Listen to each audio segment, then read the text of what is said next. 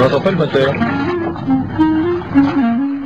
Je m'appelle Colombo, monsieur, je suis officier de police, brigade criminelle. L'inspecteur Frédéric Larson déjà au travail. Ma vieille, tu nous fais attendre. La route n'a pas été trop toc? Suffisamment. Vous n'avez aucune idée de la façon dont l'assassin a pu s'échapper de votre chambre? Le Mexicain commençait à avoir des impatiences. Parce qu'il est revenu, c'est pas un cher. Oh bah je me serais pas permis. Avoue que ça fait quand même une surprise, non? Les surprises, t'es peut-être pas au courant. Bien. Qui est l'assassin? Et s'il ne fait aucun doute, s'ils le savent, elle veut endormir son père pour ce soir. Il est des secrets effroyables à faire.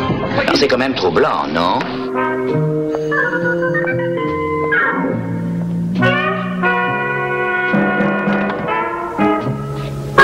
C'est fermant. Je crois, je suis même sûr que c'est un meurtre prémédité, autrement dit un assassinat, et que cette attaque à main armée a tout bonnement été une mise en scène.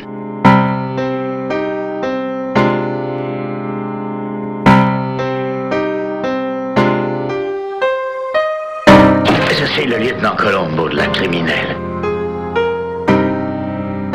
Louis de retour, présence indispensable. Présence indispensable. Après 15 ans de silence, il y en a qui poussent un peu quand même. 15 ans d'interdiction de séjour. Pour qu'il abandonne ses cactus et qu'il revienne à Paris, il faut que lui en arrive une sévère au vieux Louis. Faut qu'il ait besoin de pognon ou qu'il soit tombé dans une béchamel infernale. Il y a 2 ou 3 petites choses qui me tracassent. Vous avez un moment?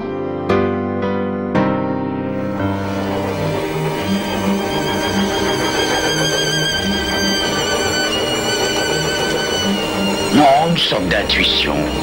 Certains faits qui ne collent pas entre eux comme il se devrait.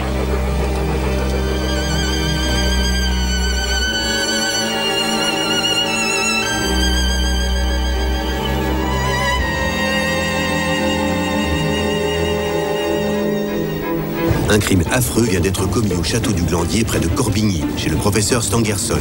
Cette nuit, pendant que le maître travaillait dans son laboratoire, on a tenté d'assassiner mademoiselle Stangerson qui reposait dans une chambre attenante à ce laboratoire. Oh, un tout petit détail qui me revient là. J'ai trouvé le carnet de rendez-vous de la victime. Vous deviez dîner ensemble ce soir à 8 heures, hein?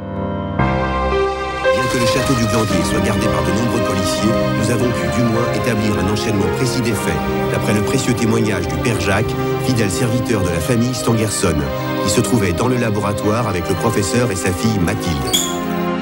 Bon, encore un petit détail de régler. Mathilde Stangerson se lève et embrasse son père sur les 2 joues. Elle entre dans sa chambre, attenante au laboratoire. Elle pousse la porte de la chambre jaune et la ferme à clé, puis donne un tour de verrou. Mais un cri abominable se fait entendre du dehors. Tout à coup, au même instant, pendant que l'épouvantable coucou fait entendre la demie de minuit, une clameur désespérée vient de la chambre jaune. C'est la voix de mademoiselle qui crie « À l'assassin, au secours !» Réponds-moi. Aussitôt, des coups de revolver retentissent. Et j'ai toujours eu horreur de ces petits détails. On perçoit un grand bruit de table, de meubles renversés, jetés par terre. Mais la porte est fermée, et bien fermée, à l'intérieur, par les soins de mademoiselle, à clé et au verrou.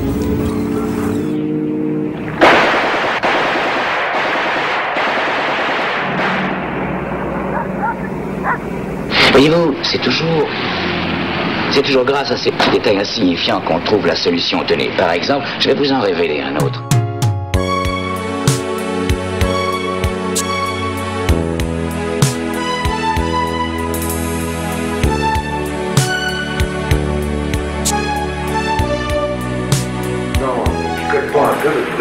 Oh là là. Et puis il n'est pas plus british que vous et moi.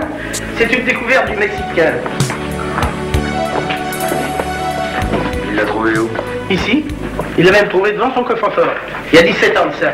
Avant d'échouer devant l'argenterie, l'ami Jean avait fracturé la commode Louis XV.